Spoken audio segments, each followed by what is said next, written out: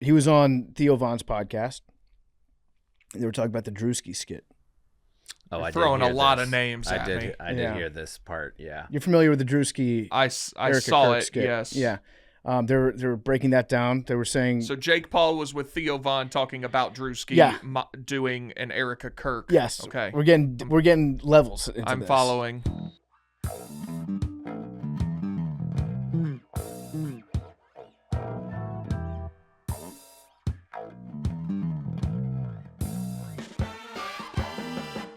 Welcome back to Nanodosing. It's Tuesday. It's April 7th, and we got myself, Big T. Uncle Chaps is here in the studio. Mad Dog McKenzie. Arian is out for the last time for the foreseeable future. He's going to be back on Wednesday. Had a pre-standing appointment that he had to make today, so he'll be back Wednesday. But we got Uncle Chaps who's going to fill in and do a great job. And today's episode is brought to you by Shady Rays.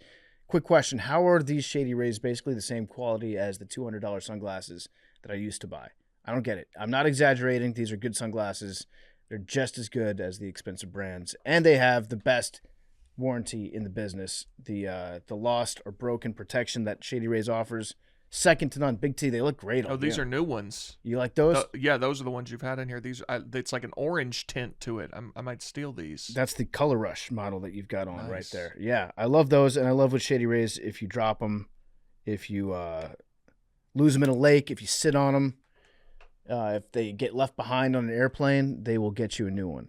And they got the polarized lenses. I don't know about you guys, but I lose probably, 8 pairs of sunglasses a year. That's a lot. I wear sunglasses a lot, so. I do too, but 8, I mean, 1, okay. 2, you're losing sunglasses fairly often. 3, I mean, 3 would, I think you're in trouble. I almost feel like 4 and up. If I had one pair of sunglasses, I would never lose it. But because I have a lot of different pairs of sunglasses, I'm more careless with them. So Shady Rays needs to give you fewer free sunglasses. Exactly. That's what I'm begging. Shady Rays. I'll take these then. Shady Rays, just send me 2 more free pairs of sunglasses, and that's all that I'll have for the summer. We'll see if I can keep them. I have prescription ones coming from them. Do you? Mm-hmm. They fix the lenses up for you? Mm-hmm. They're good people over at Shady Rays. The polarized lenses, they cut the glare, clear optics, durable frames, solid hinges. They got clean classic styles. They look sharp, but they don't try too hard. So if you're outside, if you're in the water, on the water, in the sun, if you're driving around every day, you need shades that perform. If you're on the course, you need shades that perform. Go to shadyrays.com, get a pair, get sunglasses with lost and broken protection, and they have the best deal of the year right now. Go to shadyrays.com, use code MACRO, get 40% off 2 or more polarized sunglasses. Try for yourself the shades that are rated 5 stars by over 300,000 people. I've seen the CEO and the founder of Shady Rays. He's in their commercials now. Oh. I saw him on TV the other day. It might have been during like the pregame for the Final Four. So Handsome fella? handsome guy. Yeah. Shout out him. Shout out Looks him. great. But nobody would ever know because he hides behind great-looking sunglasses all the time. ShadyRays.com, promo code MACRO, 40% off 2 or more pairs of the polarized sunglasses. All right, we're back. It's good to see you guys again. I missed you guys. How are you feeling, Big T? I'm all right. How are you? Are you whelmed? Yeah. Yeah, I'm pretty whelmed. Chaps, how are you doing? I'm very whelmed. Okay, we're all whelmed. Well, very whelmed would be I'm potentially overwhelmed. No, I'm the most whelmed you can be. You're well maxing. Yeah, I'm well maxing. I love that. Mad Dog McKenzie, how are you guys doing? Good. I'd say whelmed. Good. In a good way, in a positive way. What does your hat say? Leda. What does that mean? It's a brand that my friend started that I paid for the hat. Leda? Leda. What does it mean? Just means like the duh. Like Yeah. duh. Mm-hmm. I like that. Leda. Leda. But French. But Got French. Okay, so like if a sassy Pepe Le Pew was Yes. talking to you. Leda. All right, I like it. Yeah, thanks, guys. I'm on board the Leda movement. Thank you. Clip that. Yep. Yeah. Happy Power Plant and Bridge Day to all who celebrate. It's God. Tuesday. Mm-hmm. So today is, I thought Power Plant and Bridge Day was going to be last week, but it got moved. It's this week. We'll see. I have my doubts about whether or not it's going to be actually Power Plant and Bridge Day. I hope it's not. Can you explain? So I was waiting for church to start, and I was on my phone, and I saw that tweet come across. It seems to be like 3 separate ideas mashed into one. Mm-hmm. Okay, so there's the power plant and bridge day, and he just said in his press conference this afternoon, the entire country could be taken out in one night, and that night might be tomorrow night. Okay, so that's one thing. Then open the fucking strait, you crazy bastards, or you'll be living in hell. That seems to be the second part. Yep. Then he goes to Allah. Yeah. Explain that one to me. Just watch Praise Be. I'll read the entire tweet. I think this is bad storytelling, to say the least, in this tweet. Tuesday will be Power Plant Day and Bridge Day, all wrapped up in one in Iran. There will be nothing like it. Open the fucking strait, you crazy bastards, or you'll be living in hell. Just watch. Praise be to Allah, President Donald J. Trump. If you're doing a screenplay in 3 acts, there's a formula to it, where there's like the inciting incident, and then the the rising action that builds up to a climax, and then gets wrapped up at the end. This just kind of keeps going up. I'm more confused after having read this. My theory is that he does not know what to do, and so he's just getting angrier. And so then nothing's going to happen. He'll say that he won a negotiation, and then he'll just withdraw and claim victory. That's what I think will happen. I still don't understand the praise be to Allah part. I think that was sarcastic. I think he was doing a sarcasm. He was doing a racism. Yeah, he's doing a mild. He was doing a racism. Mild racism. Yeah, it was just that was a hell of a tweet. Yeah, Proof. on Easter. On Easter. Yeah, I was sitting in church on Easter morning waiting for it to start, and I saw that come across my desk. I did watch Alex Jones' reaction to this tweet. He was disappointed. He was very disappointed. When you've lost Alex Jones, when you've gone too far for the info war.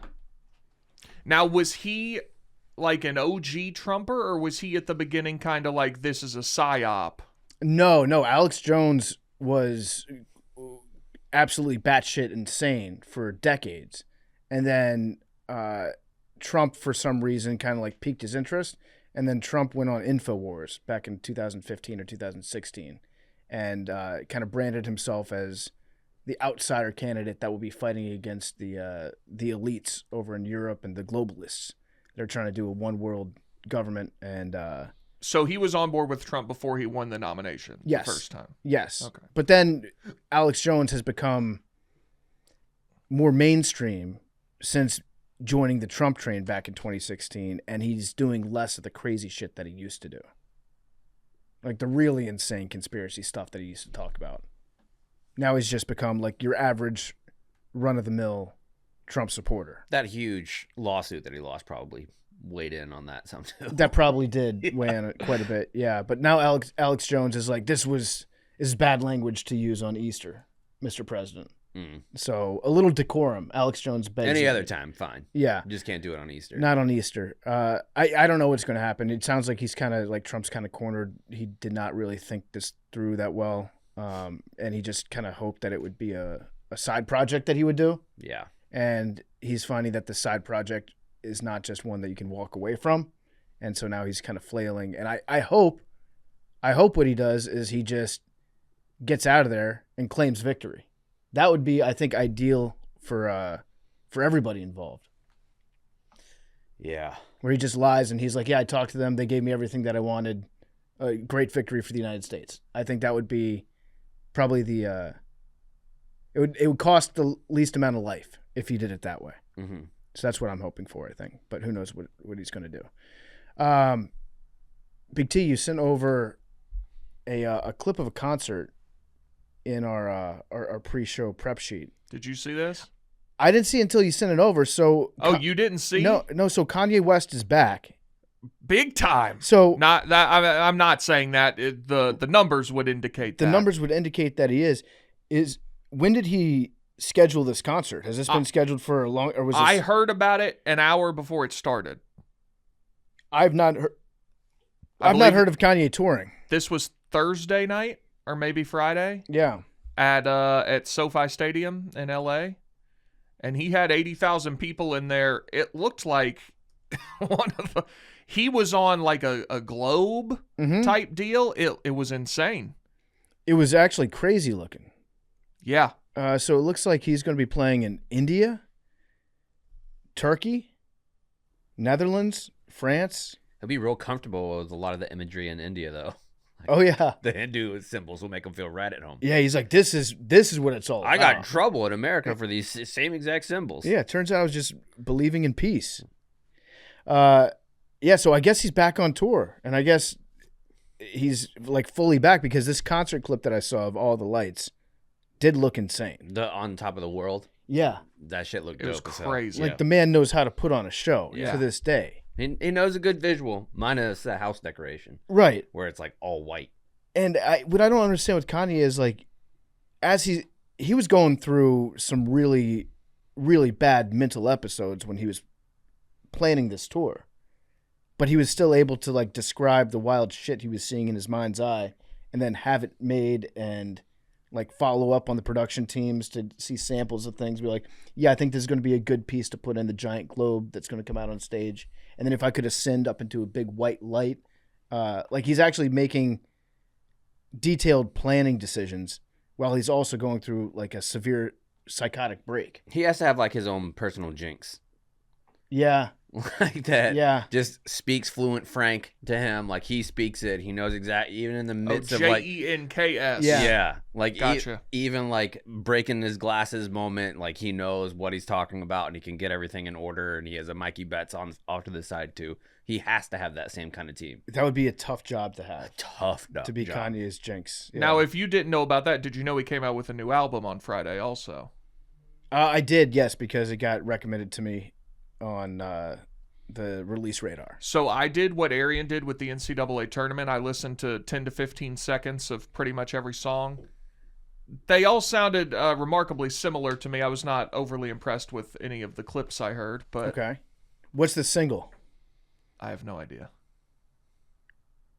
Well, it looks like North Carolina is hiring Michael Malone as their new head coach.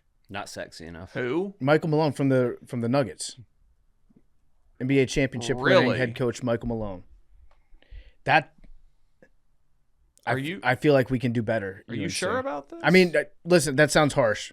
Michael Malone's a great coach, but I don't know that he's going to be a great coach for the University of North Carolina. Okay, yeah, it is interesting. Yeah, I'm Like, he's a great NBA coach, and I feel like the skill set is going to be much, much different. I'm just looking up right now.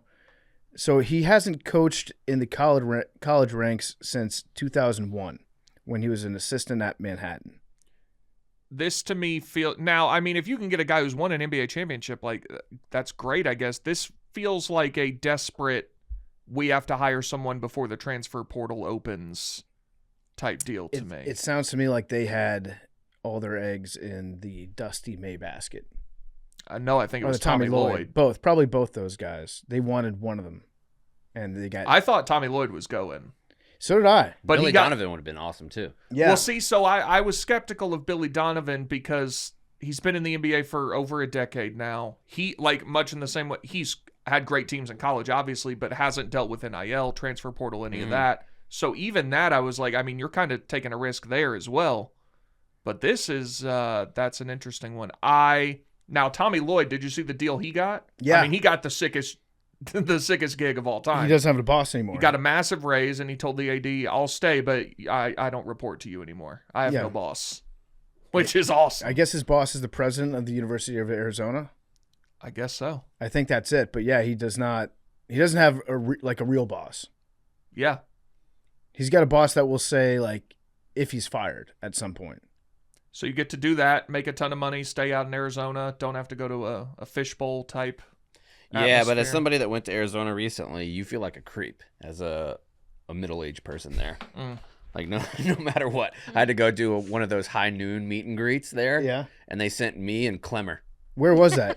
It was at one of the major sports bars that were on campus. It was like on campus. Was it Arizona State or University of Arizona? University of Arizona. Okay, so you're down in Tucson. Yeah. Yeah. So we were in Tucson, and I go in there. It's pouring ass rain. It's me and Clemmer. which that's who you want to party with when you're in Arizona, is me and Clement. Hell yeah. And we go in and it's pouring ass rain, and everybody in there that's working is like a model, essentially, level of attractiveness. And then there's us handing out high noons. It was the most awkward maybe I've ever felt in my life. Yeah. It was so wildly uncomfortable. Sam, my producer, he like texted a buddy. He was like, go say hey to Chaps. He's over there. I was like, please don't send anyone over here. I don't want anyone to see me at all. So I think the last time we were in Phoenix or in Scottsdale for like a work thing, was that for a No, it wasn't for a Super Bowl. Probably the Final Four a couple Or years the ago. Arizona Bowl.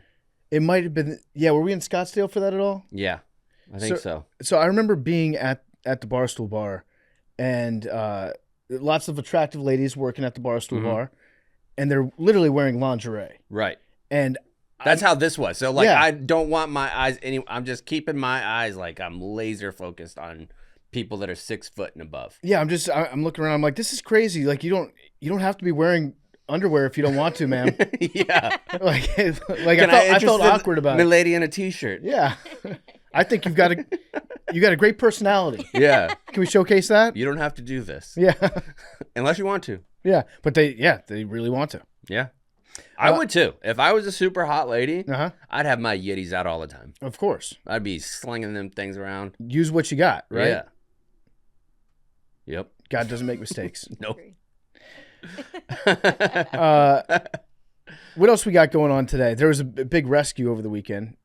Big T, SEAL Team 6. did you read up about it? Yeah. SEAL Team 6 got the Wizzo out. The Wizzo. The Wizzo, weapon systems operator. That's Nice, with the okay. backseat pilot in Got the it. F-15E Strike Eagle. Yeah. Got it. So there's the guy up front, and his job is to fly the plane for the most part.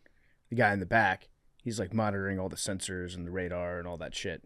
So His it's job is literally monitoring the situation. Yeah, actively monitoring all That- situations okay. at all times. That would be me. Yeah. I'd be monitoring the situation. So they got shot down, ejected, and put together a pretty crazy raid from what I've gathered to go rescue this guy.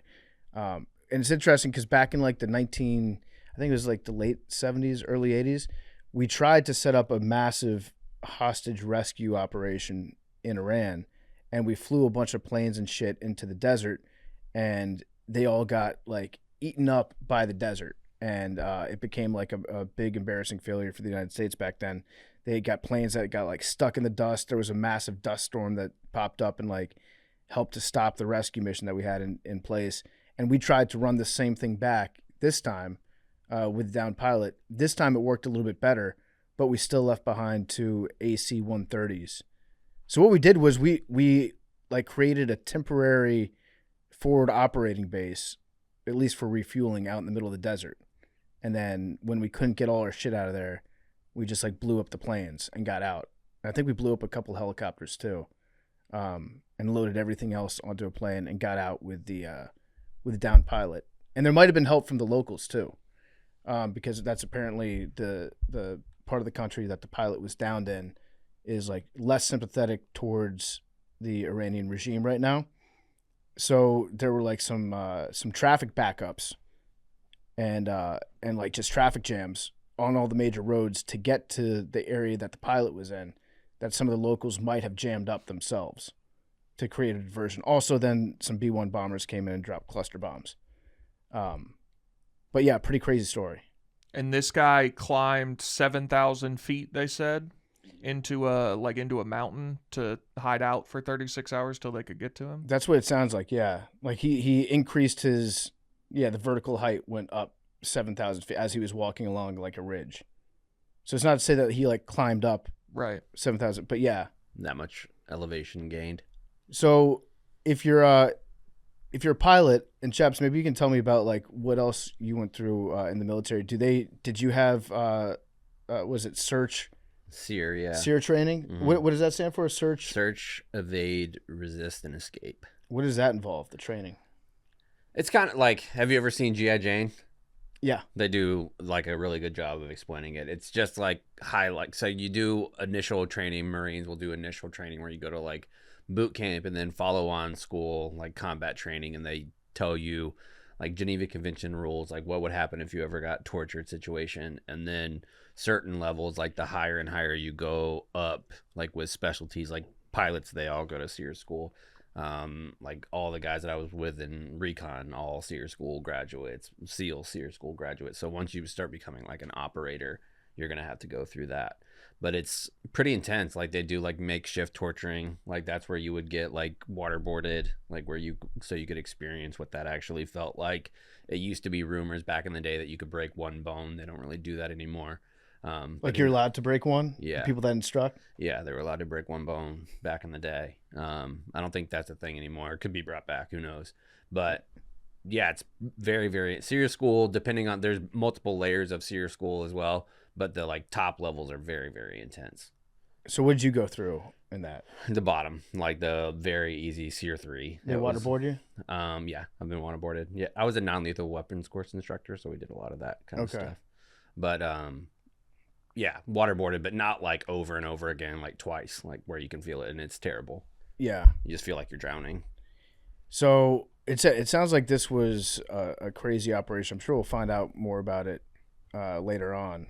But like it was a pretty high cost that we paid to rescue this guy.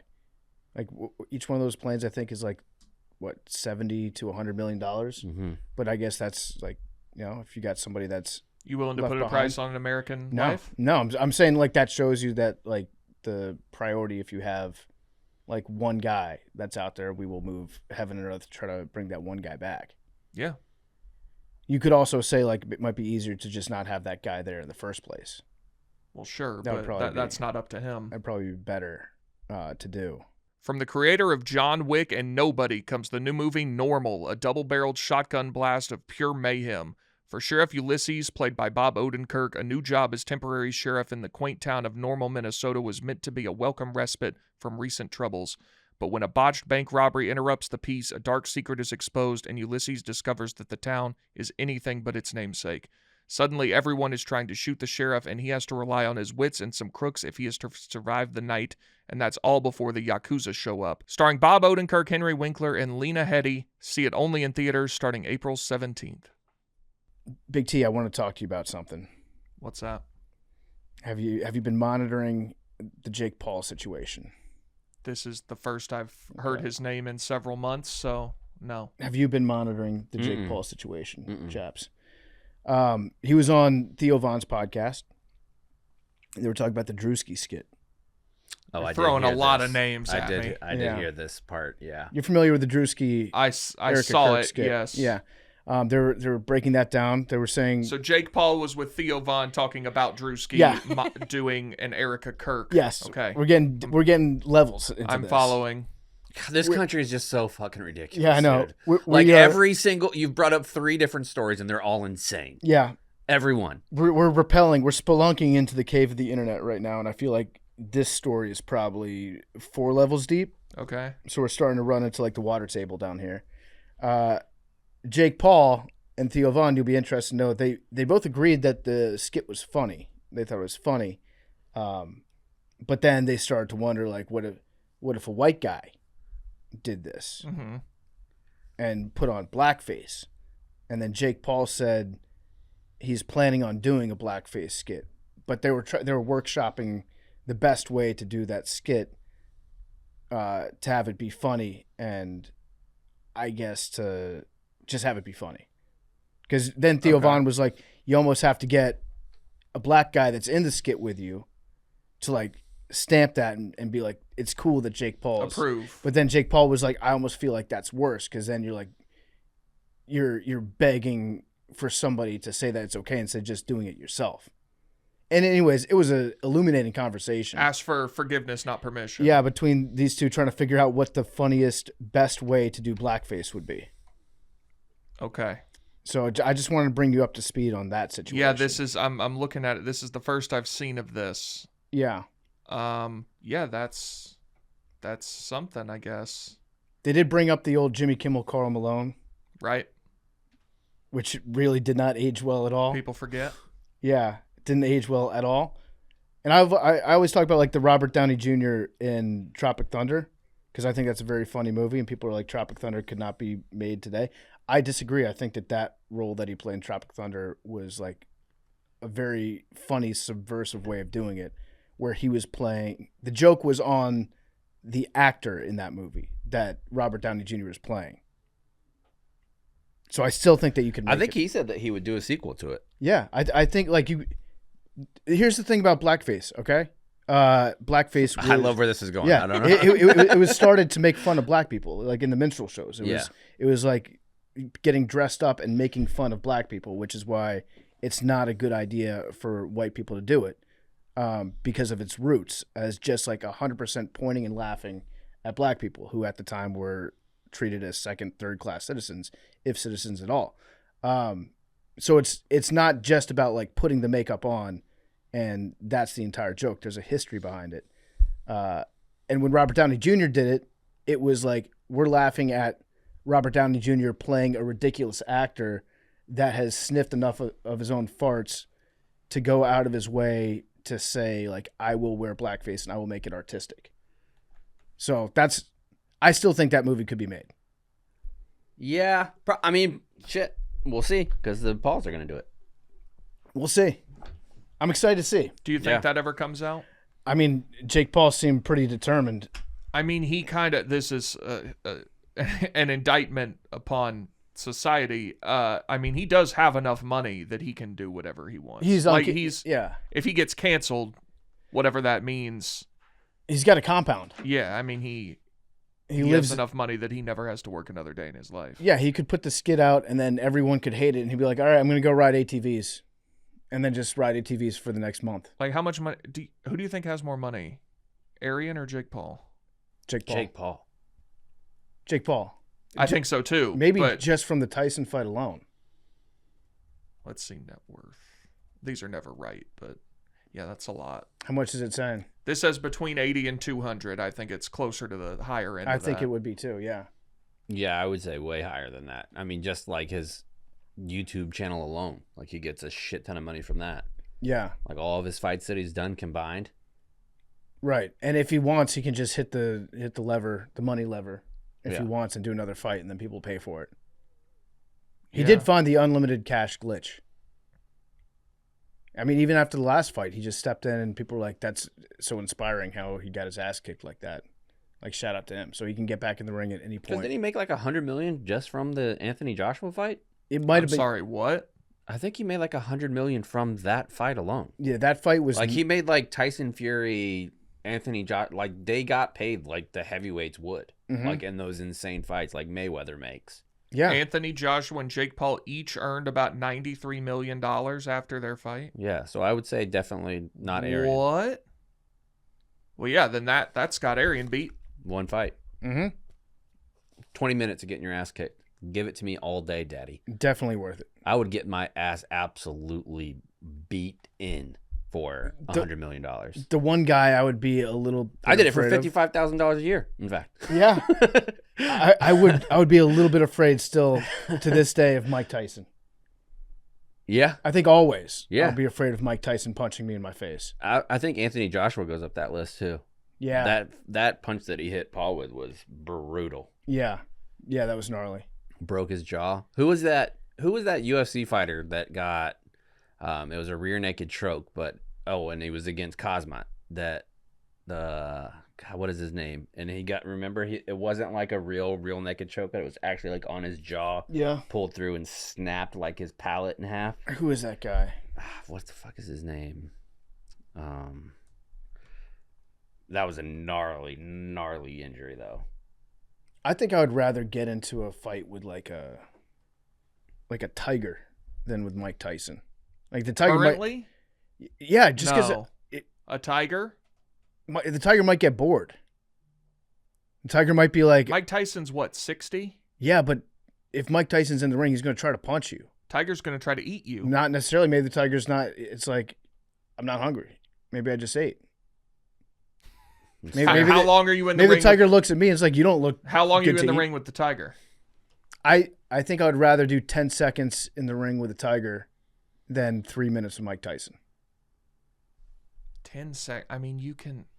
Now, I'm saying this like if I was in the ring with Mike Tyson. I'm not freshly fed Tiger. I think I agree with you. And a hungry Mike Tyson. Yeah. Yeah. Yeah, freshly fed tiger. Maybe if the tiger's had a couple Ambiens. So Mike Tyson at 60 years old, what's the worst that happens? You get like a terrible concussion? Oh, you die. Yeah, you could die. Yeah. No, I'm saying if I I don't did this know. against Mike Dude, Tyson, look I at would him not. In that Jake Paul fight, watch him hit the bag. If he connects with your head with one of those punches that he could still throw, you're dead. Guaranteed. Like you He could could kill me. absolutely die. I think he could kill me. Now I'm saying that like if I was in with Mike Tyson, obviously I could. You're going to run take circles a dive. around him. I could take a dive, but I'm saying in this situation, if I'm not allowed to take a dive and I have to keep standing up and trying to fight Mike Tyson for 3 minutes versus 10 seconds, there's a tiger in the other corner, and then I just step into the ring. I don't know if the tiger notices me or not. I just have to survive for 10 seconds and get out. I think I'd rather do that. Because I think one punch from Mike Tyson, still to this day, my head just might fall I'm off. fighting Tyson. I mean, in a realistic scenario, 1,000%. fighting What are Tyson. the odds of death fighting Mike Tyson? Less than 1%. Less than 1, yeah. The odds of death in a tiger. I'd say probably about 85, 90. Oh, I wasn't going to go that high, but higher than 50. I think, like, if a tiger wants to, Yeah. and that 10 well, then seconds, it's 100. Yeah. Yeah, if the tiger knew that But it was I in a think fight. you have to throw some. I'd say 70%. If the tiger knew it was in a fight, perceived me as a threat, Then you are Then I'm dead. 100% Only dead. way I 100% do dead. the 10 seconds with a tiger is if you let me have, like, my pockets, like cargo pockets full of meat. yeah, and you just throw some of the meat. Yeah, I can throw some meat. Yeah, throw some meat Can't at do him. that. No meat. What about, like, a super soaker full of blood? No. There's Just no accessories. I just got the. We're in boxing Then shorts. Tyson. That's it. What about Because, gloves? I mean, Am I wearing realistic, gloves? if I You have can wear gloves Okay, for both. Okay, so here's You're what not I fighting do. him Nothing nonstop. nothing in the gloves. I take the glove off and I throw the glove across the ring. Then he goes to investigate the glove, and while he's doing that, I pop out. Well, if you take off your glove, then the clock stops. Is that true? Yeah. Time stops, so you would lose. Yeah, I think my best. I think 3 minutes. I mean, because if you have a ref in there, just get hit once. Do the Jose Canseco Billy football. You got to Yeah. go the full 3. Oh, well, then you're definitely dead. You think? If Mike Tyson's not stopping because a ref tells him to in 3 minutes, I'm dead. Absolutely No, like dead. you get 10 seconds to get up and whatever, but you can't just like end the fight unless you get knocked out. because they couldn't judge my heart, so they would know. I would just be like, I'm concussed severely. Because I would be. That's what like I'm you, saying. you would be. No, yeah, a concussion, 1,000%. One hit from I one don't hit think you're from dying from any Mike of us. Tyson. One hit from Tyson, we are definitely knocked out. Definitely. Yeah, probably. Maybe a jab. I could probably eat a jab, but anything that's not, and I probably couldn't eat a jab. Like as hard as he hits jabs, I think we could. you think I think you can eat it. You would be- full-fledged jab. It's about like the right hook from Tyson. Oh, right hook, you're dead. Any uppercut from Mike Tyson. Oh, the uppercuts that he used to throw against like Buster. Yeah, that would kill me. Yeah. So that is what I'm out on. Tiger eating animal. Let's just see what. No, this I don't want looks to. like. Tiger hunts baby deer. The size of Bengal tigers is absolutely insane too. Like Yeah. comparatively Oh to man, lions. dude. Just the look in this guy's face. I mean, you're so screwed. The look in the tiger's face. Yeah, look at this guy, dude. Look at it. He's about to eat the fuck out of this thing. Yeah. See, I'm also banking on stepping in the ring with the tiger, and the tiger is distracted by the other people that are like in the crowd. Oh, he's got him. I think the tiger would go after the ref first. And that's something that you're gonna have. That's a risk you're gonna have to take. The ref steps to the middle, and he's like, "Bring it in, you two." He's closer to the tiger than he is to me. That is true. So it's like when you're in a race, and it's you, another guy, and a bear. You don't have to outrun the bear. You just have to outrun the other guy. Mhm. Don't have to be first. Just can't be last. Exactly. All right. Well, it's a decent hypothetical, I think. Throwing a live chicken at tigers. Let's see how this ends. That would be a good time. Yeah. It's like, will it blend? Not good for the chicken. No. Not good. Definitely not. Not good. Just like play volleyball with it. I mean, he's dead in a second. Yeah. It is Masters Week, which I'm very excited about. Every year that I get older, the more excited I get about the Masters. It's my favorite sporting event of the year. Really? Mm-hmm. Like, I don't think it's even, unless the Jags were in the Super Bowl, I don't think anything comes close for me anymore. Really? Yeah. It's my number one favorite to watch. It is. It's soothing. It is. Like, it's a relaxing game. Like, the colors of it, the sound, everything about it. Like, it's all the senses. Like, you get, I'll make a lovely little egg salad sandwich, have some fellas over. We're going to do pimento. We're going to do the Masters menu over at my house on Sunday. My wife goes out of town for work on Saturday night. So just me and some fellas hanging out watching it. Did you do the pack you can order? What pack? What is that? Oh, you can order. I think they're sold out now, but you could order they'll send you like pimento cheese and egg salad and all that from the Masters. Oh, no, I didn't know that. Yeah. So I did it last year. They have a new item this year, the candy bar. Oh, I haven't seen that. Yeah, Augusta invented a candy bar that they're going to put out. I think it's like $1.50 because everything there is super cheap. Is it just classic chocolate or it's got stuff in it? No one knows. This is the first that they're putting it out. So today we'll probably find out. Today we're going to find out about the candy bar, and it sounds intense. The other story that I was monitoring coming into this week at the Masters is the gnome situation. Are you familiar with the Masters gnome? I am. So sell out every year. I thought we were going back to politics. Christy Lowell. I was like, here we go again. This is the last year that they will be selling the gnome. Oh, I did not know that. Because the resale market on these gnomes has gotten out of control. They can be up to $10,000. If you have a 2016 gnome in its original packaging, that's the first year that they put the Masters gnome out. Those are going for like $10,000 online. And they've had to make it. It's like China with their one child policy. They have a one gnome policy now at the Masters, where each card. So it's not like if you buy a gnome with a credit card, you can't go back later on that weekend and buy another gnome. They monitor which cards have bought gnomes, so you can only buy one. And if you're there like with your spouse or a significant other, you have to act like you're a separate family almost if you want to get two gnomes. Because they don't want like husband, wife teaming up, going in, getting two gnomes. Yeah. It breaks the spirit of the rule. And so the Masters has decided that they are no longer going to be selling the gnomes.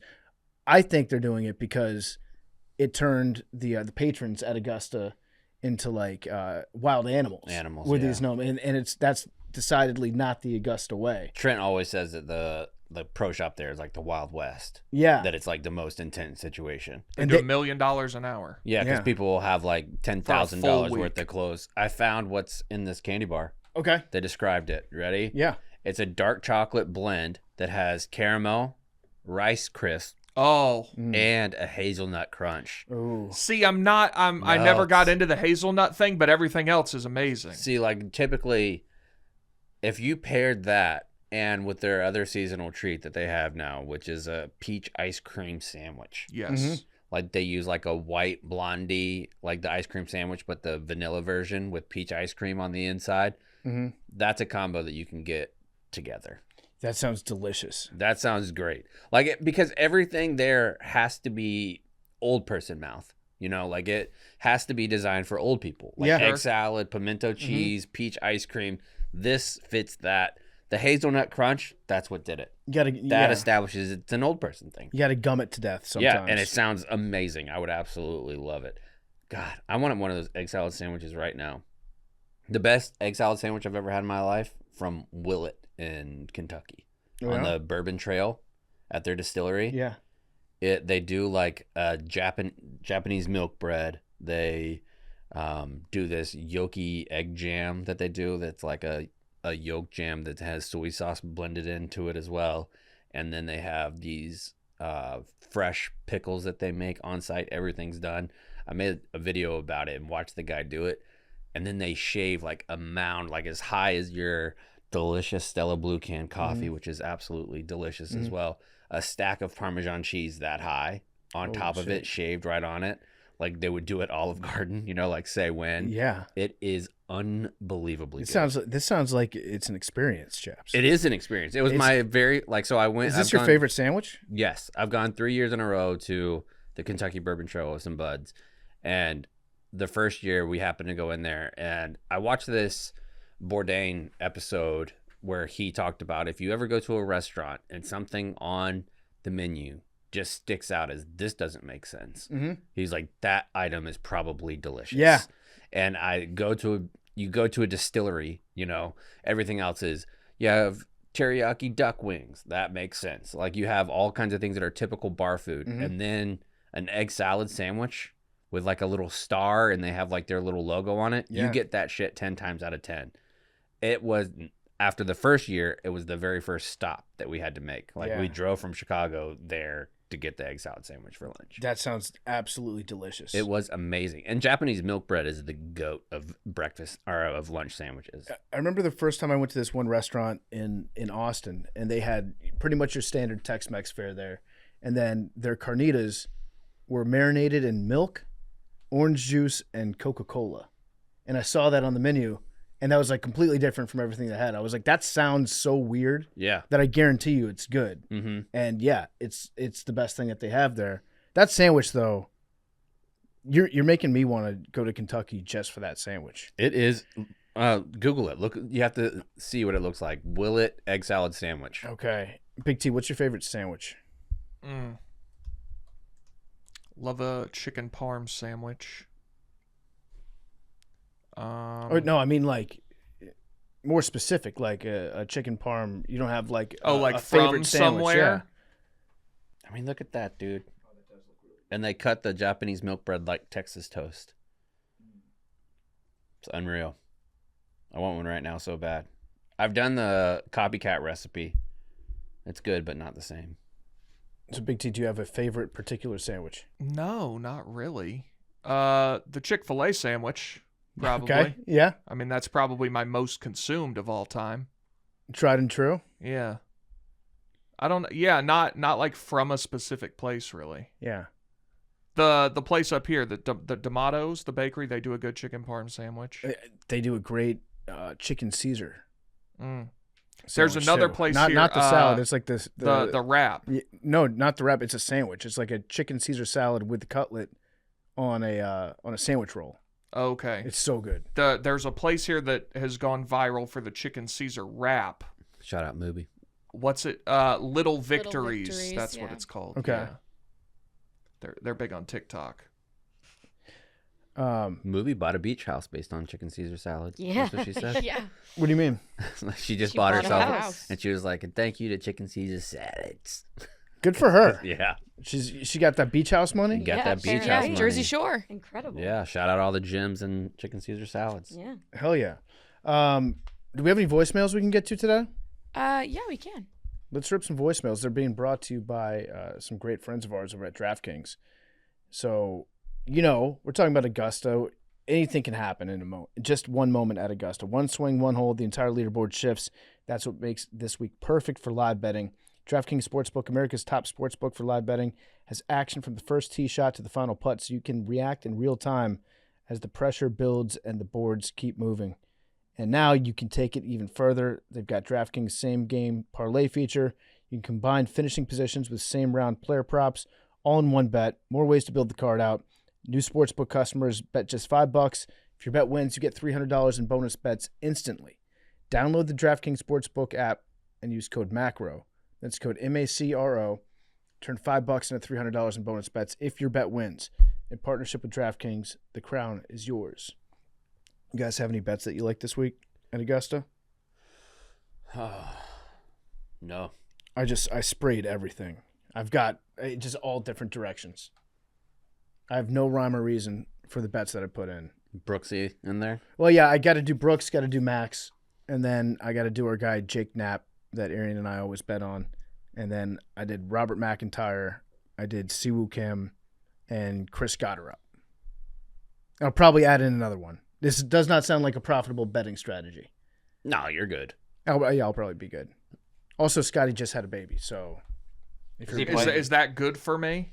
yeah, Okay. yeah, Because I have a future from several months ago. It was U.S. to win the hockey gold medal, Michigan national championship in basketball, and Scotty Scheffler Masters. I'm pretty confident Michigan's going to win tonight. In which case, I mean, golf's a hard sport to predict, but I got the best guy. Yeah. Yeah. You got to like your So, chances going in for sure. If we can just get him to Saturday, then we'll have some opportunities to play around. What were your odds on that? 65-1. It's pretty good. Yeah. Pretty good. And I feel like having a fresh baby that's good luck at Augusta. Did he And win right after Bennett was born? He Or won right before? the Masters right before Bennett was born was 2024. And he did win that year because Rory won last year. Right? Yes. Rory won last year. He's trying to go again. Who do you guys like? Victor Hovland? Like personally? Like personally? The duh. She's a bit Ludwig. I love Rory. And I also love Scotty. You still love I Rory? really love Yeah. them all. Rory's got a bad attitude. He does I have a like bad him. attitude. Like to have $800 million, you're a sourpuss, dude. Oh, I still like him. You I know, love Scotty. like you've been rich and famous since you were 20 years old. Remember when Like, he have a sped better away? attitude, When he Rory. drove away Before. fast in that parking lot? Yeah. Could have killed somebody. I like Rory. I like Scotty. Jordan Spieth's like my OG. Yeah, you love him. What about... I like Jordan Speed too. Oh, I He's like fun. I Yeah. like Tommy Fleetwood. Yeah, I was going to ask Yeah. about Tommy. He's Tommy? got those fake teeth though, Tommy Fleetwood. and I love his little son. I would like to so see cute. Tony Finau go on a run. Trying me Oh, hard. I love him and his family are adorable. Yeah. Tony's got a good attitude. I Yeah. also like Akshay Bhatia, Mm-hmm. who I believe is homies with Arian at this point. I think they golf in the same area. Oh yeah, he's a Houston guy, I think. Yeah.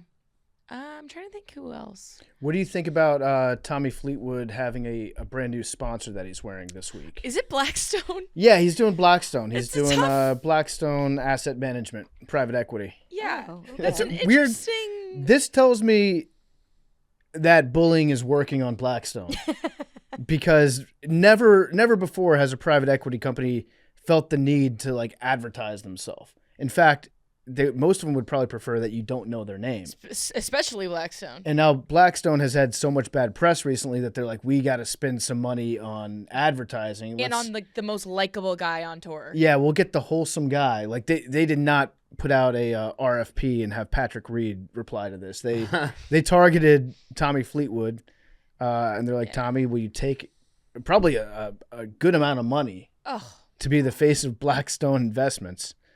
And right on the head. Like Oh front yeah, and center. I saw his press conference this morning and I was like, is that real? I like Tommy Fleetwood. That would make it tougher to root for him, I think. Totally. I don't Right? want to be. Well, actually, Blackstone doesn't get money directly. Like if Tommy Fleetwood went to the Masters, he doesn't give them like a cut, right? No, but it's they not would like- get yeah. They would just get, return like, on investment for Return them. on investment, which okay, yeah, the Blackstone thing's a tough one to come around on. Yeah. And That's why I like is it Wyndham Clark that no, it's Cam Young that has the ad deal with Major League Baseball, right? oh really? Yeah. I saw Yeah. someone. Yeah, he just wears a polo with like the MLB logo. Yeah, on it. That's best case scenario. Yeah. Major Yeah. League Baseball is like we want to sponsor a golfer. Someone has a Canes logo on their collar. That's a good one too. That's a great one. That's a good one. Yeah, the Blackstone is tough. And I Yeah. don't watch golf like every single weekend. Is this a new one? Like that he's whipping out for the Masters? Who's the Vanguard believe so. golfer?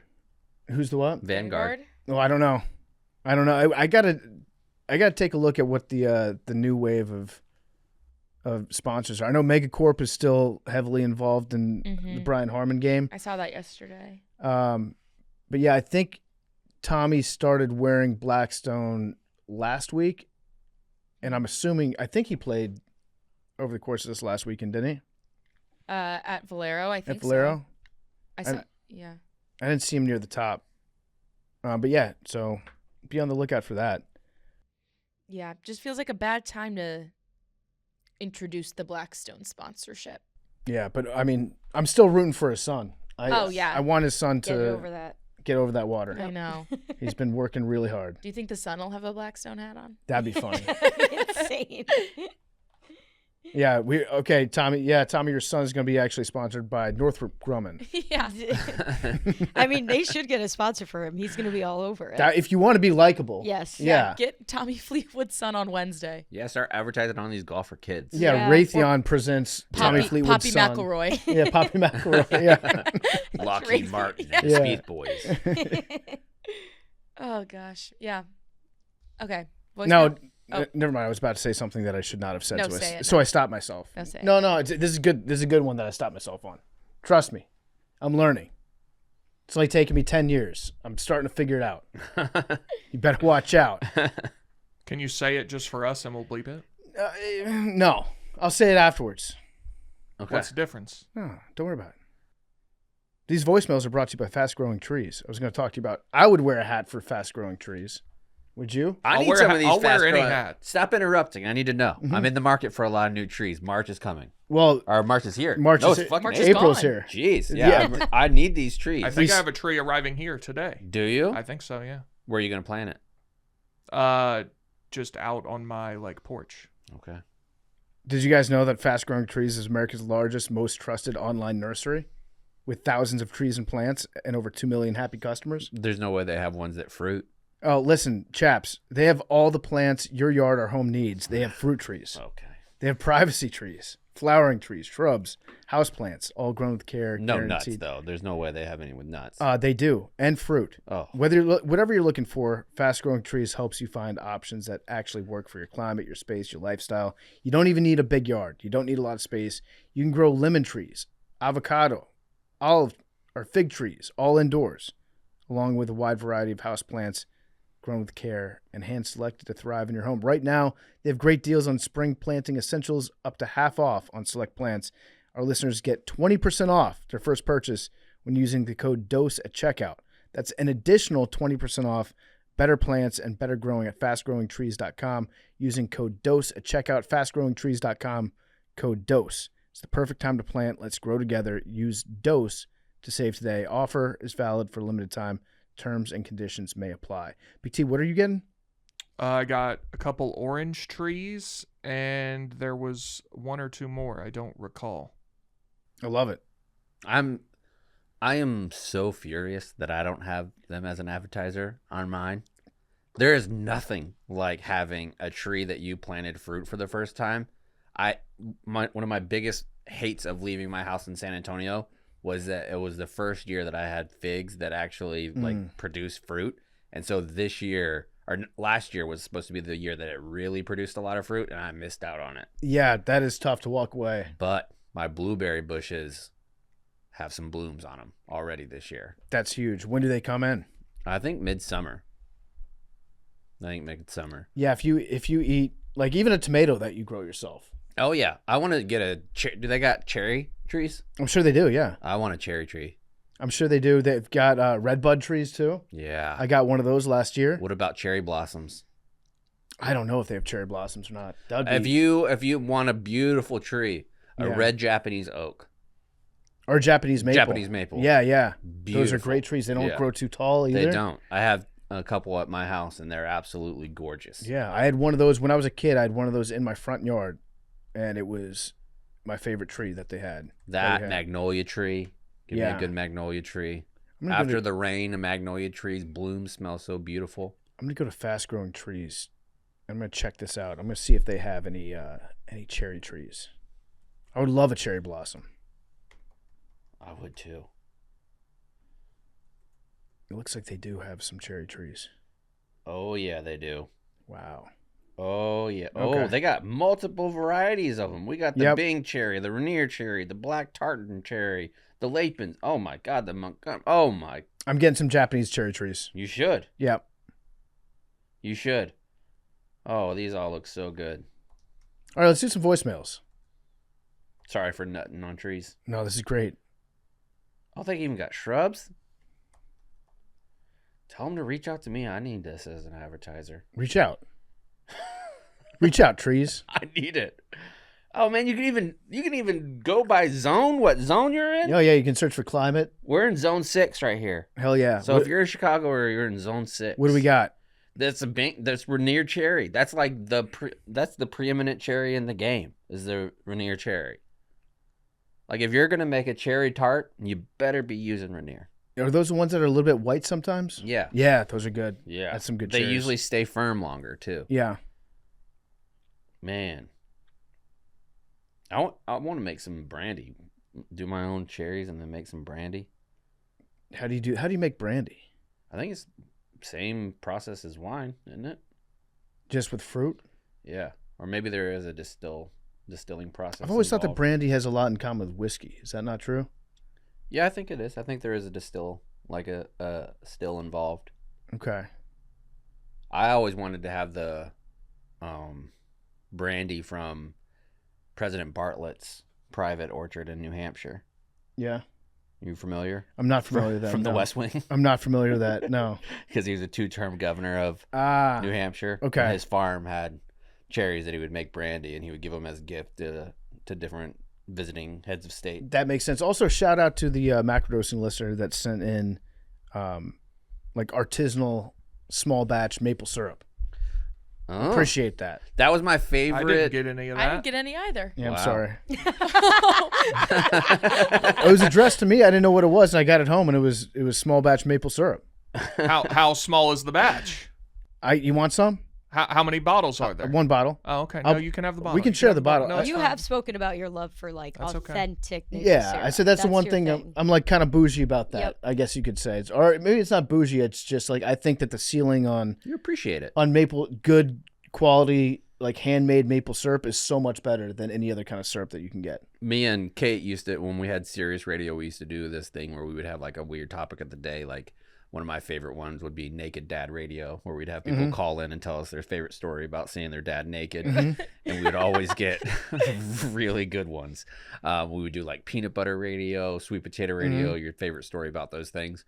Well, we did honey, and all these like different beekeepers were calling in and telling us about like their favorite honey that they make. Yeah. Like, oh, I moved my hives right by this blueberry tree, and it was amazing. One dude was like butter beans. And then I was like, I posted in a blog a P.O. box.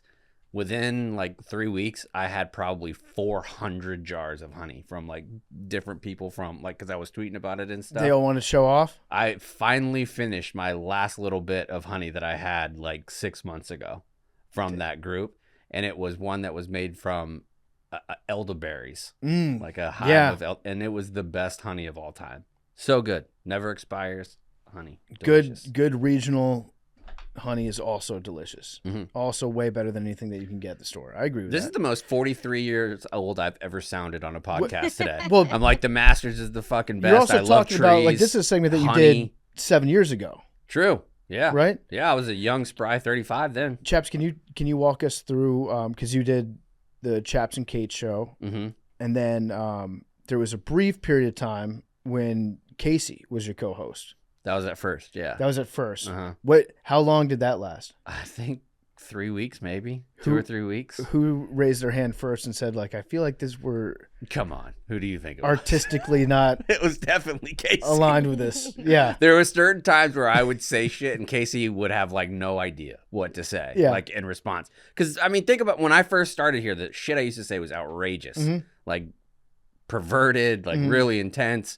And she was just like, I don't really know what is going on here. Yep. And she came from like very traditional sports Oh, she's Big background. J. Yeah. Yeah. Big J journalist. Yeah.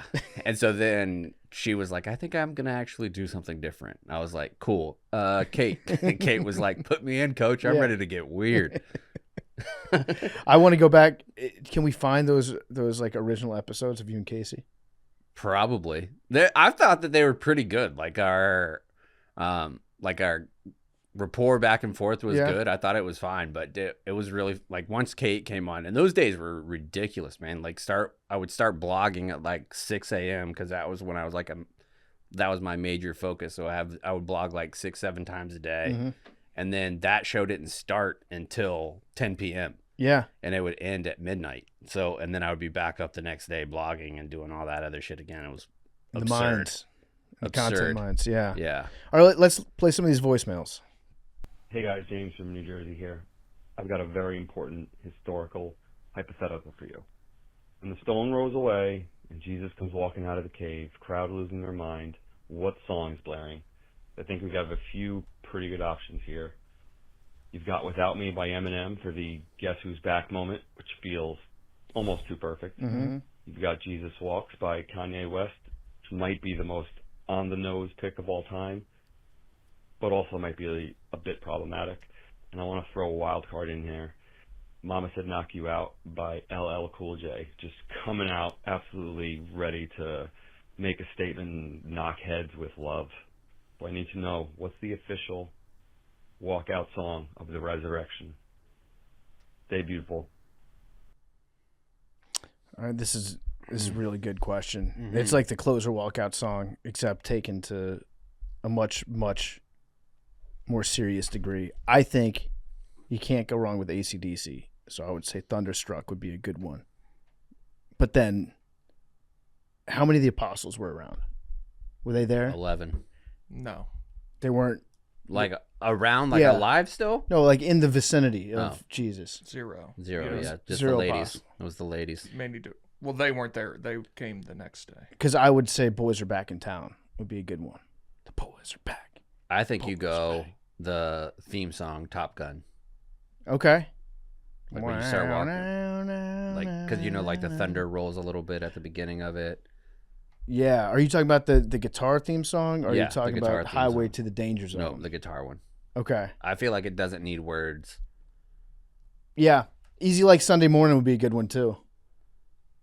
No, I feel like that's too low key. I feel like you gotta have something like, we're here and it's time to get going. In Your Face. Yeah, We did it. yeah. You don't know about Peter and John running to the tomb? No, tell me. Pull up John chapter 20 and just read it. So John, when he wrote his gospel, he never refers to himself by name. He only refers to himself as the other disciple, or the disciple whom Jesus loved, which was people think it was like a humility thing, like he doesn't want to refer to himself by name. Are you in John chapter 20? Mm-hmm. I'm not sure where are the verses where the Mary Magdalene comes and tells them, like, the tomb is empty, y'all need to come see this. And They asked her, "Woman, why are you crying? Thou have taken my Lord away," she said, "and I don't know where they have put him." At this, she turned around and saw Jesus standing there, but she did not realize that it was That's Jesus. That's later. So Peter and the other disciples started for the tomb. Yes. Both were running, but the other disciple outran Peter and reached the tomb first. He bent over and looked in at the strips of linen lying there, but did not go in. Then That's what I was talking about. Okay. John wrote that he outran Peter and got there first. Okay, got it. So Peter and the other disciple ran, but the other disciple got there first and outran him. they saw the linen, the cloth that had been wrapped around Jesus' head. That's the Shroud of Turin, right? So I don't know if that exactly is, but the Shroud of Turin is thought to be the burial cloth. Yes. But yeah, I was just saying that when John wrote his, he wrote that he ran faster. I like that. Yeah, it's a fun little. It's a nice little detail that Yeah. he put in there. I was way faster though. Yeah. I like Boys Are Back. I feel like that would be a good one for Jesus to roll out too, or just roll out. Roll out. Yeah, ludicrous. Yeah. Bring them out. Yeah, when the world's in Yeah, that Bring cave. Him Out by T.I. What you got in that cave? Yeah, Bring Him Out would be a great one. Mm-hmm. Boozy badass. Badass. They call me Punisher. I mean, Freebird would rock too. Yeah. Freebird's having a moment, I think. It's too much of a moment. Well, you'll be happy to know that we don't have any like big international competitions coming up for another couple months, Right. and so I'm sure it won't get. If they try to put Freebird onto the U.S. men's national doing team, way too much. doing way too much. Now, if it's, I'll say that the quarterfinals, if we're in the quarterfinals and we've won some games that have gotten us to that point, then I think we can bring Freebird out. Quarterfinal. That's winning 2 knockout games. Yeah, so I'm saying like We've won 1 ever. we have to be judicious with when we put Freebird onto our national team. By the way, we didn't talk about this last week. They're Yeah. kind of stinky. yeah, 5-2 to Belgium, right? Or is that Yeah. Portugal? That was Belgium, and then Portugal was 2-0. As someone holding rather expensive tickets to the game that we would need to win the group to be in, Mhm. I'm highly concerned. I don't. You think Turkey's going to win our group? Paraguay? Potentially. We lose to South American teams like that all the time. Who's your second team in this tournament? My second team. Mine's Congo. Easily. Congo? Yeah. Not making it since 1974. It is pretty cool. I haven't decided on my second team. I mean, I like watching Messi. I like Netherlands usually. I always like the Ivory Coast fellas too. Ivory Coast. I liked watching Cameroon when they've been in it because they just will beat the fuck out of you. Dude, They're I'm like the most violent team. I'm so disappointed. I thought I was going to be in the Netherlands during the World Cup, but I'm going the week before it happens. I was so hoping to watch a Netherlands match. Yeah, there. they're really good. That would have been awesome. I mean, just the vibes, like them in the streets, the Netherlands in the streets. Mm-hmm.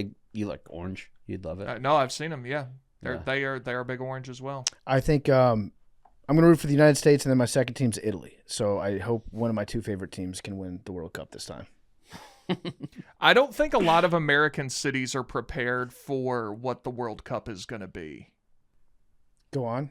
Like, I think we host a lot of huge events here, but I don't think, cities like Atlanta or Miami or wherever are prepared for like the influx of like what this event is. They might not be.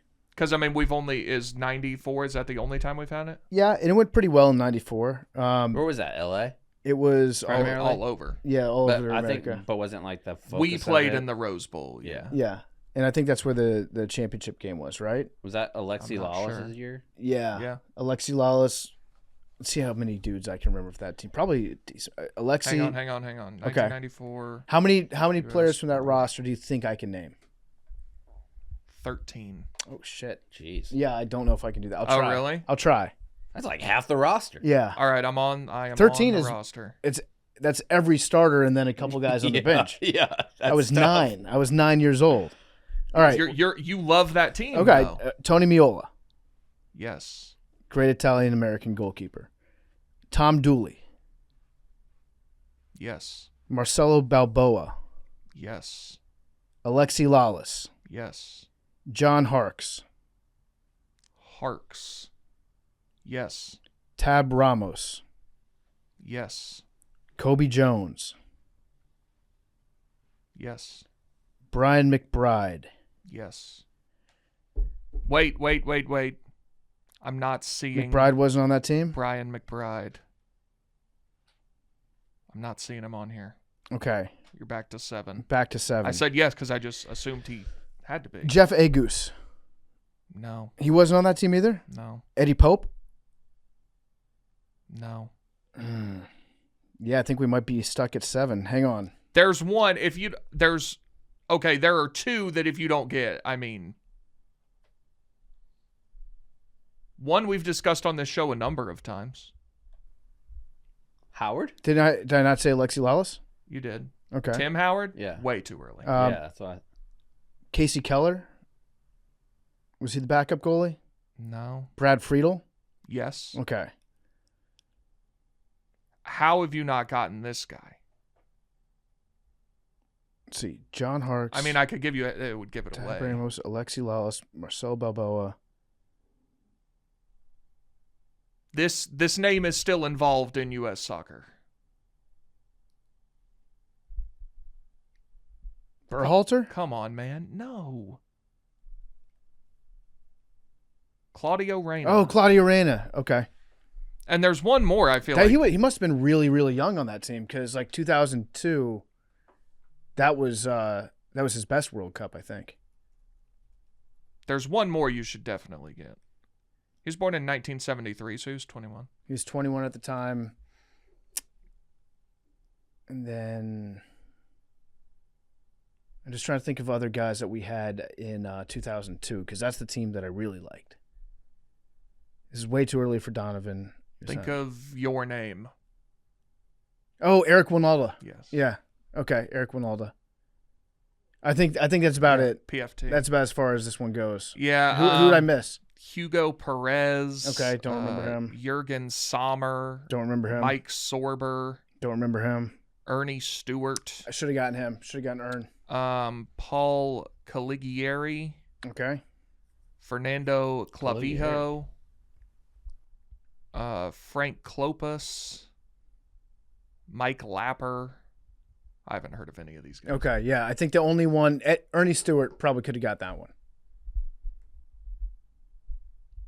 But yeah, you might be right, Big T. I don't know that cities are like prepared for it because you're gonna have some wild visitors, or maybe everyone's gonna be afraid to like act up over here.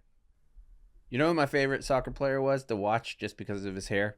What year? That probably the same time period. That fellow that played for Colombia, that had like the huge hair. Valderrama. Yeah, I love that. Carlos guy. Valderrama. He Yeah, had just what a legend. A lion's mane. Yeah, he did. He was one of Escobar's favorite guys, I think. Oh, we don't say Escobar. Did you know that Colombians fucking hate it when people talk about him? Because that's like the first thing that somebody brings up. Yeah, when you're like, I'm from Colombia. Like I do those every country videos and went through in Colombia, and I mentioned that I was gonna go, and so many people were like, "Your video will go really viral, and we'll all share it if you don't mention Pablo Escobar once. Like, don't even allude to it." It's a challenge, yeah. So I'm gonna do it. Yeah, you can definitely do it. Yeah. I just know that with that guy Valderrama, he was actually like they were boys. I think I might get a jersey of his to wear. That'd when be a I'm good in idea. Colombia. That'd be a really good idea. He's a beast. Yeah. Also, their goalie that they had back then, I think his name was like Higuain, and he was this dude with a Jerry curl mullet. It was Hell like a yeah. greasy curly mullet, and this dude was fucking insane. There's a video.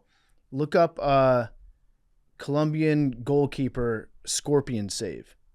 Oh, I do remember that. Have you seen that? Yes. Insanity. He Behind did that his back, like in a yes. game. Yeah. Just a crazy dude.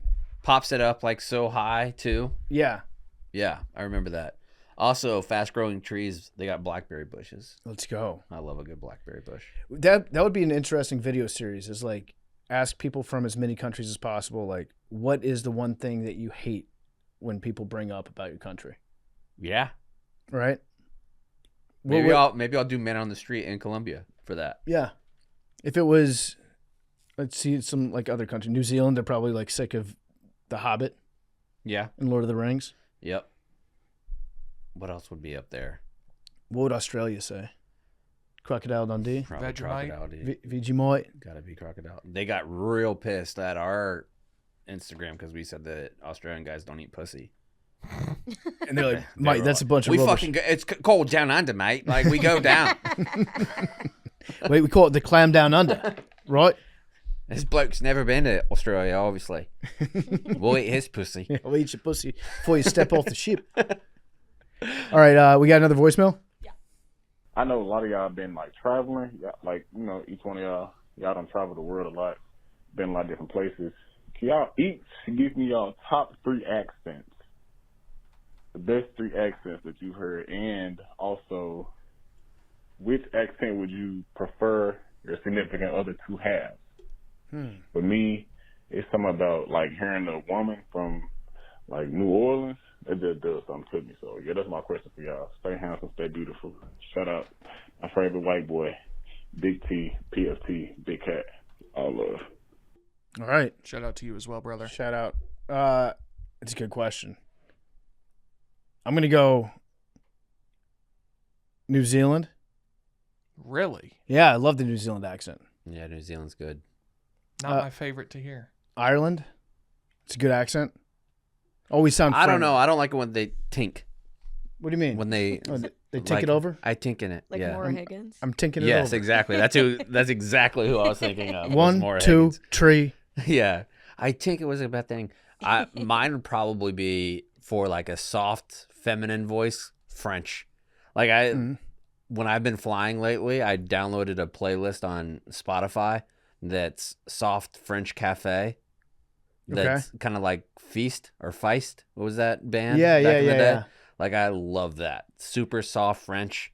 I feel like that's a really nice accent. I think French is a great singing accent too. It is. Right? Yeah. I actually think the Icelandic accent is kind of nice. I don't know that I could pick that one out. Like Bjork. Okay. I still don't know if I could if I could pick out the Icelandic is that like the is it almost Scandinavian? Mm-hmm. Like Yeah, it is. That thing? Yeah, yep. And then I also really like the posh British accent. Yeah, the posh. I don't know. The posh one's too fancy for me. I would love to be fancy. Yeah, that's why I like the Irish accent. It's like British but down to earth. And kind of New Zealand too. Kind of New Zealand, yeah. What about you, Big T? Also, honorable mention, Baltimore. Hard to beat a nice Southern belle like from Savannah. Right. Mm-hmm. Like that, like a soft, real welcoming Southern belle accent. And you know about the British accent, right? Yeah, that's from the South. No. The Southern accent is from... Correct. Yes. That's what British people used to sound like, and then Yeah. they changed it because they hated us. Well, I don't know if that's true. That is true. Chaps, Like the way that British people... The way British people talk did not exist until the 1700s. They used to sound like people from Savannah, and they concocted that accent to differentiate themselves from Americans. I'll have to look into that. I think that might be fake. It's true. I got a hankering for some fish and chips. There's nothing I like doing more than a little lexiconology. Like a deep Savannah, like Savannah. Like that's what they used to sound like. Like Foghorn, like fucking... Kind of, yeah. Joe Kennedy. And then they changed it.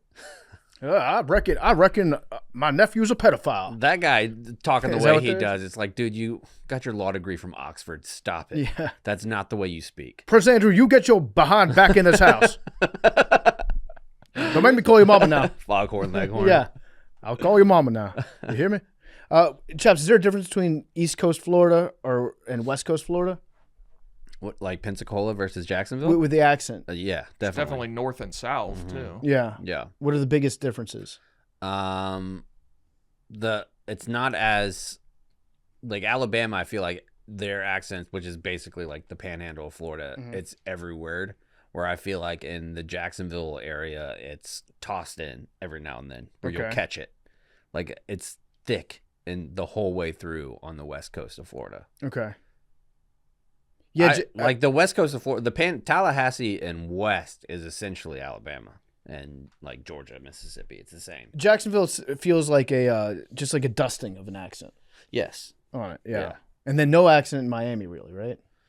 No, like I don't feel it's different states. Like below Orlando is a different state than North Orlando, and then you can also carve out the Gulf region. Florida's really like 3 or 4 different regions. I think I could tell the difference Like between the Dominican Republic or Puerto Rico. Yeah. I think I could tell the difference between East Tennessee and West Tennessee. Could you? Oh, yeah. I mean, East Tennessee is, very different. Middle Tennessee, too, is different from East Tennessee. Memphis, Yeah. crazy different. Yeah, that was the caller from Memphis. Yeah. Memphis. You know, that's why the Tennessee flag has the 3 stars, the 3 grand divisions. So what besides Knoxville is in East Tennessee? Bristol? Johnson City, Bristol, Yeah. Kingsport. City, Yeah. Tennessee. Yeah, shout out to the caller. Sorry about LeBron. That felt a lot of Memphis discourse that recently. felt a little unnecessary of LeBron to say that. I But that's like LeBron is just getting into the golf content. What I did think he say? that was planned. I didn't see what he said. All right, well, yeah, let's talk about it, Big T. So LeBron went and he's been getting into golf recently. He's been watching a lot of YouTube golf, and he saw a lot of content from our good friends at Bob Does Sports. Shout out Bobby Berger, Fat Perez, the whole crew, Joey Colcuts. Great guys. Not so fat Perez, though. Not so fat. Actually, really dashingly appropriate size Perez. dashingly handsome, fit Perez. Yeah. And LeBron liked their content, so he's like, let's do a video. That's got to be one of the best calls that you can ever get if you're Bob Does Sports. It's like, hey, this is LeBron. I would like to do a video with you guys. Yeah, sure. Yeah, we got you, LeBron. So they get him out on the golf course, and he's just chopping it up, and he starts to talk about Memphis. And I forget how it got brought up, but he basically said, like, I hate Memphis. I never want to go there. Take the Grizzlies away and Move give them them to Nashville. Yeah, move the Grizzlies to Nashville. And people from Memphis, understandably, did not care for that at all from LeBron. So Big T, but it's also a reasonable take. it could be. Memphis has some nice things about it. Apparently, all the players hate the hotel they stay in well, Memphis. They should be staying in the Bass Pro Shop Pyramid, Right. which is a beautiful hotel that I've stayed in with Billy Football, and it's wonderful, and I like it. But I've not. Yeah, that's really what I like about Memphis is that one building. But what were you going to say, Big T? That you think this was intentional? I think there might be a coordinated effort on some people's part to try to facilitate some sort of change with the location of that team. And where do you think that team's going to end up? I don't know that they have any plans of moving. I just think there are a lot of people who would like it too. And so you think that this was the hit got put out on Memphis, and I think it was a very LeBron made sure to bring that up in a manner that he didn't have to. Because I think LeBron is trying to own a team. Could be entirely possible. After he's done playing. And so I don't know if that would be an expansion team. Yeah, or, I definitely think he'll own a team. I think he wants the Vegas team. That's what I think. Have you seen the proposed names for that team? I don't know if that was official or just like they were horrific. Hang on. Now, it's going to take some really terrible names for me to look at something and say these are horrific. They were bad. Okay. I've seen them all. Let's see. Proposed Vegas NBA names. The Mirage. Trash. That's horrible. The Jokers. Worse. The Outlaws. Not as bad as the other two, but bad. The Scorpions. Awful. Venom. The worst one out of all of them. Vegas Venom. You don't like it? Horrific. So that's Venom and Mirage. Those are the two favorites right now. And the Jokers. You can't do the Jokers if like the closest team to where your team is based has a player whose nickname is Joker. Yeah. You can't do that. I kind of like Scorpions. It just feels like with all these new that's just teams, such like a kindergartner name. I know I know the main ones are taken at this point, but like it feels like we are really regressing in naming teams. Yeah, like the Mammoth. Okay, The Kraken was good. Kraken Kraken's was pretty good. That's probably the best naming that's happened in a while. Yeah. Nashville couldn't figure out which one they want, what apex predator they want, so they just picked all of them. They're like, we're just gonna be the Predators. Yeah. Well, how did not the Nashville prey. come to that? They're the saber-toothed tigers? There was now fact check this, because this I'm not entirely 100% on. Okay. They found a saber-toothed tiger like bone when they were excavating the site for the arena. Yeah, I think I remember. So hearing they that. were like, this is going to be the team now, which is I like cool. that. Then go with saber-tooth tiger. Don't go with predator. But how do you the saber teeth? Yeah. Like what do you? The teeth. The Yeah. Sabres. Yeah. Mm-hmm. Oh, congratulations exists. to the Buffalo Sabres. Mhm. Mackenzie, Snapped the longest playoff drought in sports. Yeah, now it's the Jets, right? do you consider yourself a Buffalo Sabres fan? Yeah. Yeah. Yeah. It's just good to not be the longest. Yes. Tough day to wake up as a Jets fan, though. More so than usual. Preds have a massive game tonight. They could sneak into the playoffs. Oh, yeah? Yeah. Good for you. Is that story correct?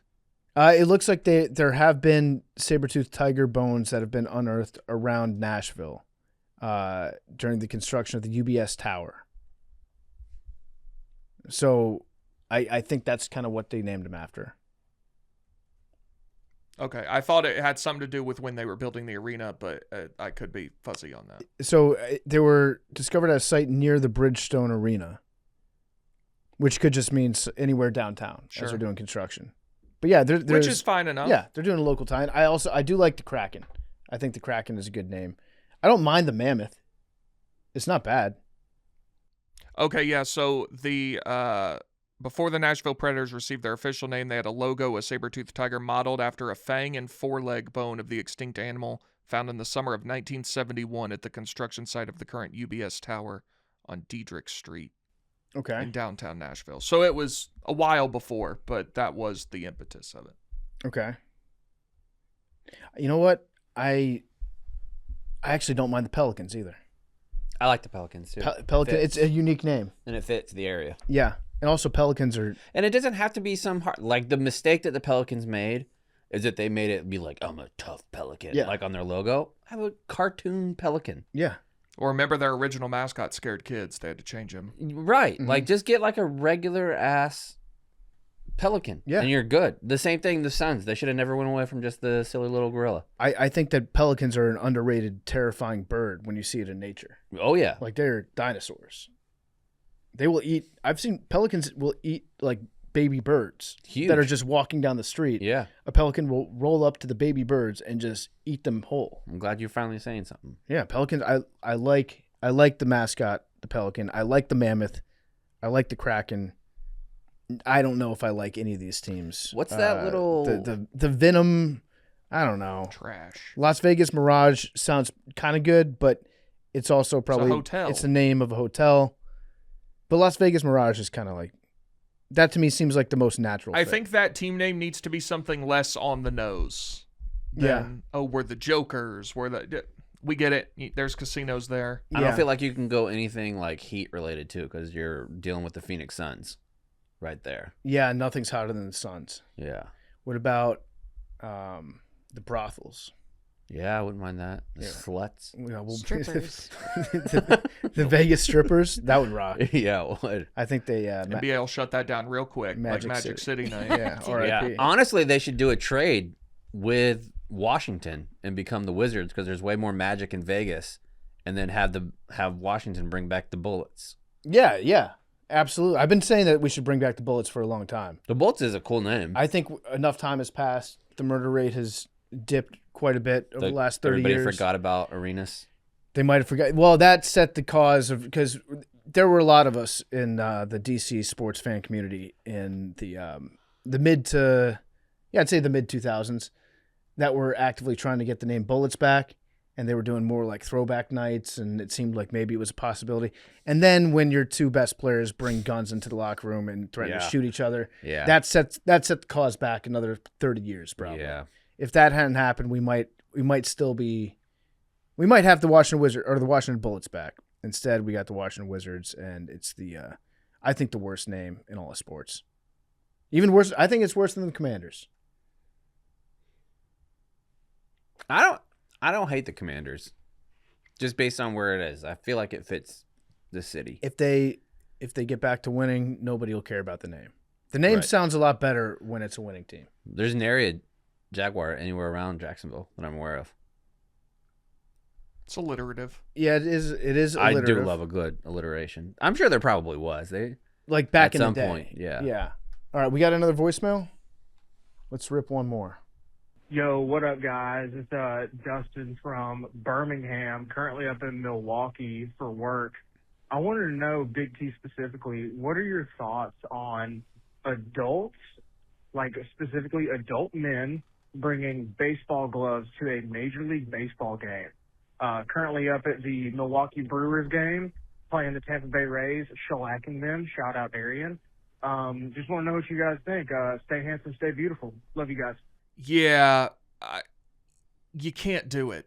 I don't think so. Because, so if you're bringing it just to try to catch a foul ball, the odds of that are infinitesimal to begin with. And then, like, what, you're going to wear it the whole game as you're sitting there? Like, so that, I don't find that to be a valid excuse. The only other reason you'd bring it would be if you're going to batting practice, which is something I did enjoy very much as, like, a teenager and young adult. But you just...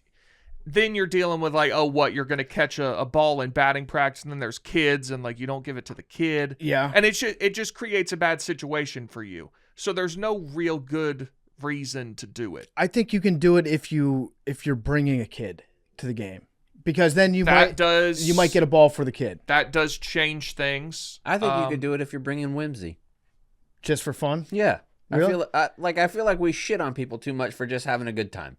I agree with that for the most part. You're going maybe not if you're going to the World Series, but if you're going to a White Sox game currently and you're paying $8, you're going for the love of the game. Yeah. Put on your glove, Bubba. Get after it. Jim Harbaugh still brings his glove to every game he goes to because he's about whimsy. He really, I think he's just about competing. Yeah. I think to him it's like a challenge every game that he goes to. Like, but that's the thing. He would box out a kid. Yes. and then you open yourself up to criticism. But then he wouldn't care about the criticism because he would know that he was teaching that kid a valuable lesson. Yeah, get your weight up. Yeah, get your weight up, and you need to learn how to maintain a low center balance. Mm-hmm. And fight through the block. I would not look at someone. I don't have a problem with it. I just think you're opening yourself up to unnecessary. Now, if you bring a glove and you miss the catch, ridiculed for life. Yes. You better look like a young David Justice out there. Yeah. if you bring a glove. Yeah, you got to make that grab. Mm-hmm. Anything near you. I'd even say Andrew Jones. If you had a glove and nobody else in your vicinity had a glove and somebody else bare hands it while you go for it with your glove, that is the worst moment of your life. That should be the same exact rules as if you don't hit it past the ladies' tees in golf. You got to do the next couple pitches with your pants around your ankles. Yeah, just watch the rest of the game with your pants off. Yeah. Yeah. All right. Well, thank you to Chaps. Appreciate you joining us today, Chaps. Yeah. And we will see you around. What do you want to plug today? New episode of Drop a Pin dropped, I guess, yesterday. If it comes out Wednesday or Tuesday, right? Tuesday. This comes out Tuesday. Yep. Yeah. A new episode with Roan came out. It was good. He talked about Ethiopia and he got guns drawn on him. He went to a wedding over there, right? Yeah. Yeah. Got weapons drawn on him. It was pretty intense. Ate some raw cow. Had some insane diarrhea. Good stories. Love it. Do you have any trivia questions? I'm not going to be here tomorrow morning. Let's see. Well, I do have one. Let me see. I'll ask you what tomorrow's is. No cheating. No cheating. I did text myself a question. Oh, what's the biggest country without an airport? Ooh. Biggest country, no airport. The answers to these are always like Vatican City, but I'm sure the Vatican does have. It's going to be a tiny. Vatican City has to have an airport. I was going to say Liechtenstein. Nope, not Liechtenstein, but you're on the right track. Luxembourg. I knew it was one of those two. Luxembourg doesn't have one. That's crazy. Mm-hmm. There's Luxembourg flag, very visually pleasing. Yeah, very very aesthetic. There's a private airport that services Luxembourg, but no public. All right. Well, we will see you guys on Thursday. Love you guys. Goodbye.